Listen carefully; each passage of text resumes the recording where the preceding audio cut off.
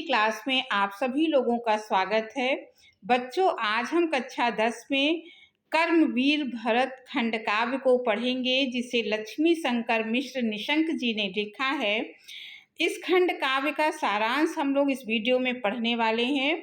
बच्चों, ये बहुत ही इम्पोर्टेंट है, 100% परीक्षा में पूछा जाता है। आपको संक्षेप में ही लिखना है।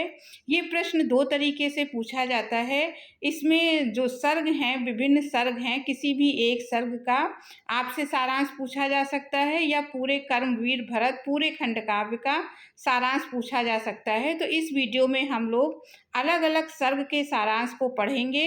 तो किसी भी सर्ग का आएगा तो भी लिख सकते हैं, और इकट्ठे अगर आता है खंड काव्य का सारांश तो भी आप इसी के आधार पर लिख सकते हैं।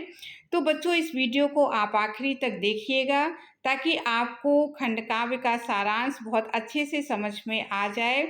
और अगर आप इस तरह के और भी नए नए वीडियो चाहते हैं तो आप चैनल को सब्सक्राइब कर लीजिएगा।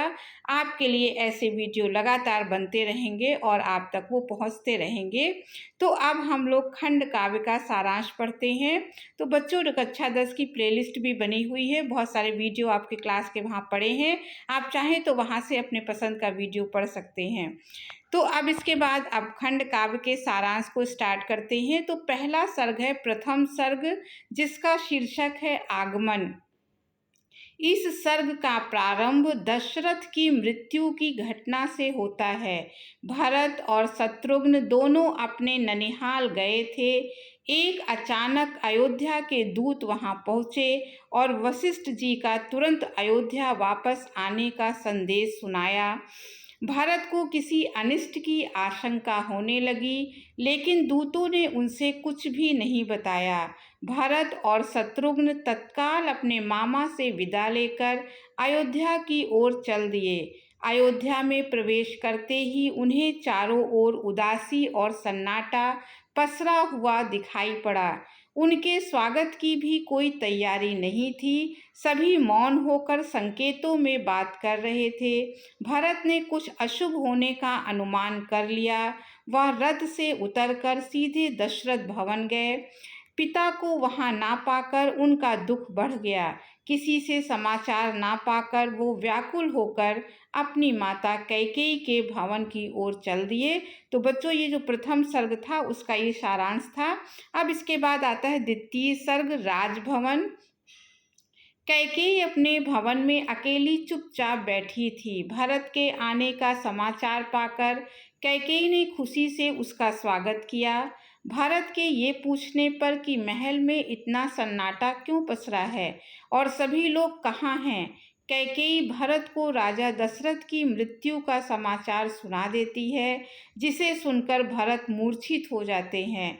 भरत के चेतना में आने पर कैकेयी उसे बताती है कि उसने राज्य के कल्याण के कारण ये वरदान मांगे थे। अवधपुरी में सब प्रकार की शांति होने के कारण मैंने तुम्हारे लिए राजगद्दी मांगी, और संसार के दुखी प्राणियों के दुख दूर करने के लिए राम के लिए 14 वर्ष का वनवास मांगा।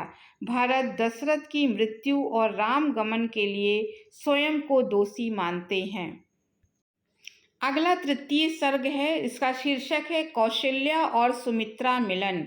भरत माता कौशल्या से मिलने उनके भवन में जाते हैं। भरत को गले लगाकर कौशल्या अत्यंत विलाप करने लगी। उनकी ऐसी दशा देखकर वो स्वयं को धिक्कारने लगे। कौशल्या ने भरत को समझाते हुए कहा कि इसमें तुम्हारा कोई दोष नहीं है। कैकेयी भी राम का भला चाहती है। उसने राम के हित को देखकर उसे वन भेजा है। उसी समय सुमित्रा भी आकर उसे समझाती है कि राज्य का लोभ न होने पर भी तुम्हें पिता की आज्ञा का पालन करना चाहिए। तुम राम की चिंता मत करो। तुम अपने मन का शोक त्याग कर कर्तव्य पथ पर आगे बढ़ो। इस प्रकार सुमित्रा समझा बुझाकर उन दोनों को गुरु वशिष्ठ के पास भेजती है। अब आगे है चतुर्थ सर्ग आदर्श वरण। इसका शीर्षक है भरत जब दशरथ की अंतिम क्रिया हेतु उनके शव के पास पहुँचे तो वह यह दृश्य देखकर मूर्छित हो गए। होश में आने पर वशिष्ठ ने उन्हें समझाया कि जन्म और मृत्यु जीवन के अंग हैं, अतः तुम्हारा शोक करना उचित नहीं है। तब भरत ने अपने पिता का अंतिम संस्कार किया। भरत ने राजगद्दी पर बैठने से इनकार कर दिया। तब गुरु वशिष्ठ सुमंत्र ने उन्हें ऐसा करने से मना किया। भरत ने विनम्रता पूर्वक मना करते हुए कहा कि हम राम को मनाकर वापस ले आएंगे। इस बात को सुनकर सभी प्रसन्न हो गए। गुरु वशिष्ठ, आर्य सुमंत्र, शत्रुघ्न तीनों माताएं और समस्त प्रजा भरत के साथ राम से मिलने चल पड़े। अब आगे आपका आता है पंचम सर्ग। इसका शीर्षक है वनगमन। सभी के साथ भरत को श्रृंगवेरपुर आते देखकर निषाद राज को शक हुआ कि कहीं भरत राम से युद्ध करने तो नहीं जा रहे हैं। उसने अपनी सेना को युद्ध के लिए तैयार रहने का आदेश दिया। भरत के मन की बात जानने के लिए वह गुरु वशिष्ठ के पास पहुंचा।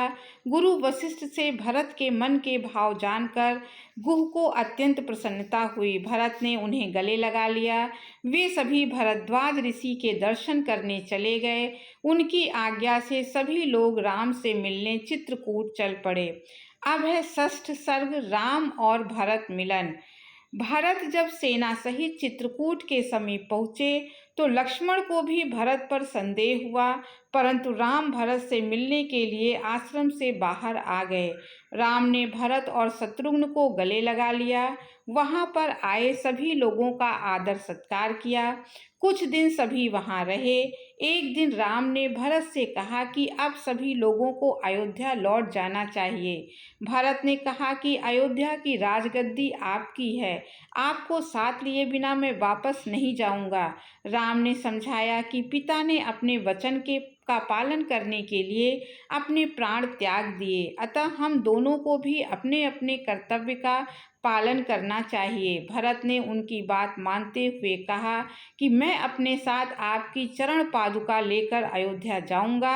ये चरण पादुकाएं ही आपका शासन चिन्ह होंगी। मैं नगर के बाहर नंदीग्राम में आपकी ही भांति कुटिया बनाकर रहूंगा।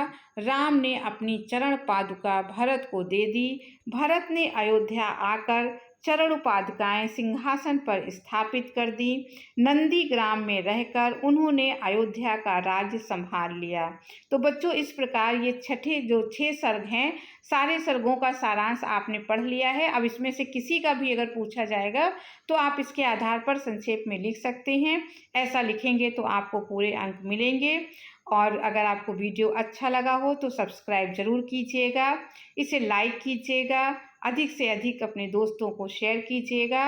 और आप जो प्लेलिस्ट बनी है कक्षा 10 की, आप उसमें से और भी वीडियो को वहां से जाकर पढ़ सकते हैं। अब अगले वीडियो में फिर किसी टॉपिक के साथ मिलेंगे। तब तक के लिए धन्यवाद।